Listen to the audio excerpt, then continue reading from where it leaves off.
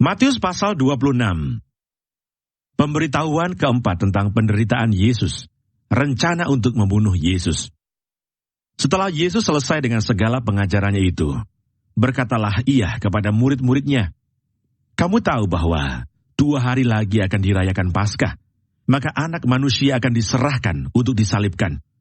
Pada waktu itu berkumpullah imam-imam kepala dan tua-tua bangsa Yahudi di istana imam besar yang bernama Kayafas. Dan mereka merundingkan suatu rencana untuk menangkap Yesus dengan tipu muslihat dan untuk membunuh dia. Tetapi mereka berkata, 'Jangan pada waktu perayaan, supaya jangan timbul keributan di antara rakyat.' Yesus diurapi. Ketika Yesus berada di Betania, di rumah Simon si Kusta, datanglah seorang perempuan kepadanya, membawa sebuah buli-buli pualam berisi minyak wangi yang mahal. Minyak itu dicurahkannya ke atas kepala Yesus, yang sedang duduk makan.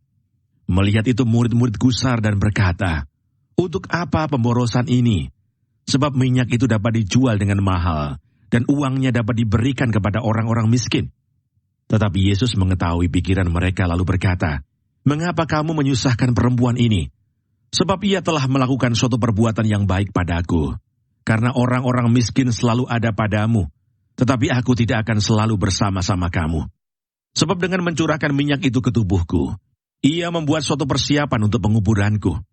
Aku berkata kepadamu, sesungguhnya di mana saja Injil ini diberitakan di seluruh dunia, apa yang dilakukannya ini akan disebut juga untuk mengingat dia.' Yudas mengkhianati Yesus. Kemudian pergilah seorang dari ke-12 murid itu, yang bernama Yudas Iskariot, kepada imam-imam kepala. Ia berkata, 'Apa yang hendak kamu berikan kepadaku, supaya aku menyerahkan dia kepada kamu?' Mereka membayar 30 uang perak kepadanya. Dan mulai saat itu, ia mencari kesempatan yang baik untuk menyerahkan Yesus. Yesus makan Paskah dengan murid-muridnya.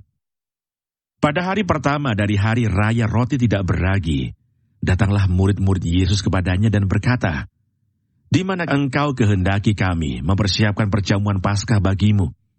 Jawab Yesus, 'Pergilah ke kota kepada si Anu, dan katakan kepadanya, pesan guru, waktuku hampir tiba, di dalam rumahmu lah aku mau merayakan Paskah bersama-sama dengan murid-muridku.' Lalu murid-muridnya melakukan seperti yang ditugaskan Yesus kepada mereka dan mempersiapkan Paskah. Setelah hari malam, Yesus duduk makan bersama-sama dengan ke-12 murid itu. Dan ketika mereka sedang makan, ia berkata, 'Aku berkata kepadamu, sesungguhnya seorang di antara kamu akan menyerahkan aku.' Dan dengan hati yang sangat sedih, berkatalah mereka seorang demi seorang kepadanya, 'Bukan aku ya Tuhan.' Ia menjawab, 'Dia yang bersama-sama dengan aku mencelupkan tangannya ke dalam pinggan ini, dialah yang akan menyerahkan aku. Anak Manusia memang akan pergi sesuai dengan yang ada tertulis tentang dia. Akan tetapi celakalah orang yang olehnya Anak Manusia itu diserahkan. Adalah lebih baik bagi orang itu sekiranya ia tidak dilahirkan.' Yudas yang hendak menyerahkan dia itu menjawab katanya, 'Bukan aku ya Rabi.' Kata Yesus kepadanya, 'Engkau telah mengatakannya.' Penetapan perjamuan malam. Dan ketika mereka sedang makan, Yesus mengambil roti, mengucap berkat, memecah-mecahkannya, lalu memberikannya kepada murid-muridnya dan berkata, 'Ambillah, makanlah, inilah tubuhku.' Sesudah itu ia mengambil cawan, mengucap syukur, lalu memberikannya kepada mereka dan berkata, 'Minumlah kamu semua dari cawan ini. Sebab inilah darahku, darah perjanjian, yang ditumpahkan bagi banyak orang untuk pengampunan dosa. Akan tetapi aku berkata kepadamu, mulai dari sekarang aku tidak akan minum lagi hasil pokok anggur ini sampai pada hari aku meminumnya, yaitu yang baru, bersama-sama dengan kamu dalam kerajaan Bapakku.' Petrus akan menyangkal Yesus. Sesudah menyanyikan nyanyian pujian, pergilah Yesus dan murid-muridnya ke Bukit Zaitun. Maka berkatalah Yesus kepada mereka, 'Malam ini kamu semua akan tergoncang imanmu karena aku. Sebab ada tertulis, aku akan membunuh gembala, dan kawanan domba itu akan tercerai-berai. Akan tetapi, sesudah aku bangkit, aku akan mendahului kamu ke Galilea.' Petrus menjawabnya, 'Biarpun mereka semua terguncang imannya karena engkau, Aku sekali-kali tidak. Yesus berkata kepadanya, Aku berkata kepadamu, sesungguhnya malam ini, sebelum ayam berkokok, engkau telah menyangkal aku 3 kali. Kata Petrus kepadanya, sekalipun aku harus mati bersama-sama engkau, aku tak akan menyangkal engkau. Semua murid yang lain pun berkata demikian juga. Di Taman Getsemani, maka sampailah Yesus bersama-sama murid-muridnya ke suatu tempat yang bernama Getsemani. Lalu ia berkata kepada murid-muridnya, Duduklah di sini, sementara aku pergi ke sana untuk berdoa. Dan ia membawa Petrus dan kedua anak Zebedeus sertanya. Maka mulailah ia merasa sedih dan gentar. Lalu katanya kepada mereka, Hatiku sangat sedih, seperti mau mati rasanya. Tinggallah di sini dan berjaga-jagalah dengan aku. Maka ia maju sedikit, lalu sujud dan berdoa katanya, Ya Bapakku, jikalau sekiranya mungkin, biarlah cawan ini lalu daripadaku. Tetapi janganlah seperti yang ku kehendaki, melainkan seperti yang engkau kehendaki. Setelah itu ia kembali kepada murid-muridnya itu dan mendapati mereka sedang tidur. Dan ia berkata kepada Petrus, Tidakkah kamu sanggup berjaga-jaga 1 jam dengan aku?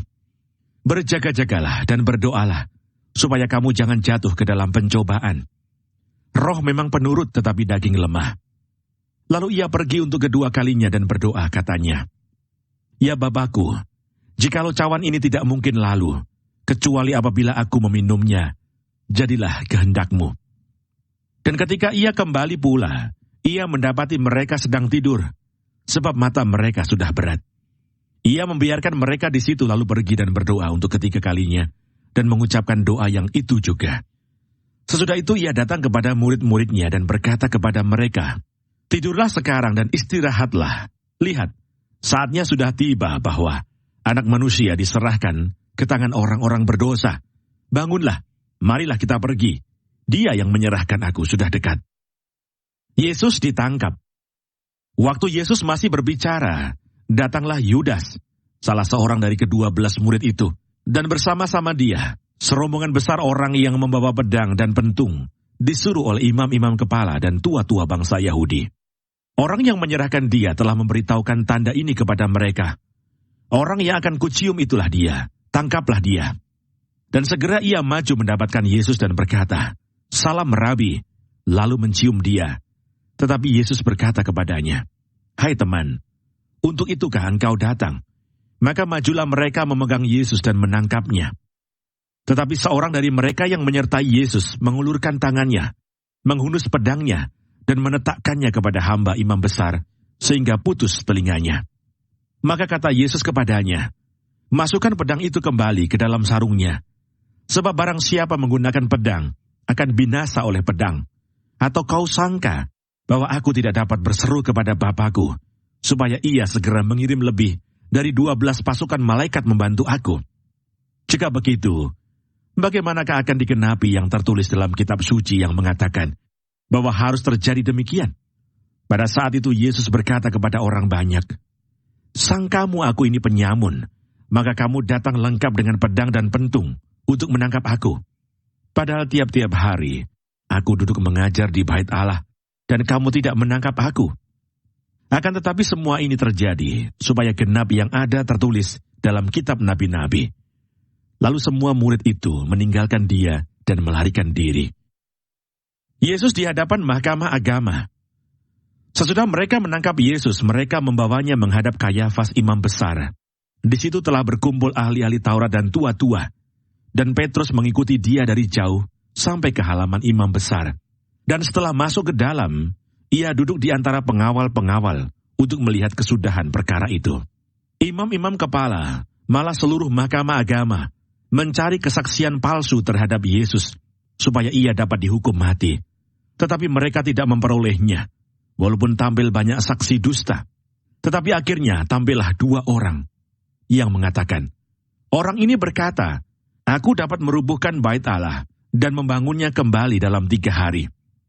Lalu imam besar itu berdiri dan berkata kepadanya, Tidakkah engkau memberi jawab atas tuduhan-tuduhan saksi-saksi ini terhadap engkau? Tetapi Yesus tetap diam. Lalu kata imam besar itu kepadanya, Demi Allah yang hidup, katakanlah kepada kami, apakah engkau Mesias, anak Allah atau tidak? Jawab Yesus, engkau telah mengatakannya. Akan tetapi aku berkata kepadamu, mulai sekarang kamu akan melihat Anak Manusia duduk di sebelah kanan Yang Maha Kuasa dan datang di atas awan-awan di langit. Maka imam besar itu mengoyakkan pakaiannya dan berkata, ia menghujat Allah. Untuk apa kita perlu saksi lagi? Sekarang telah kamu dengar hujatannya. Bagaimana pendapat kamu? Mereka menjawab dan berkata, ia harus dihukum mati.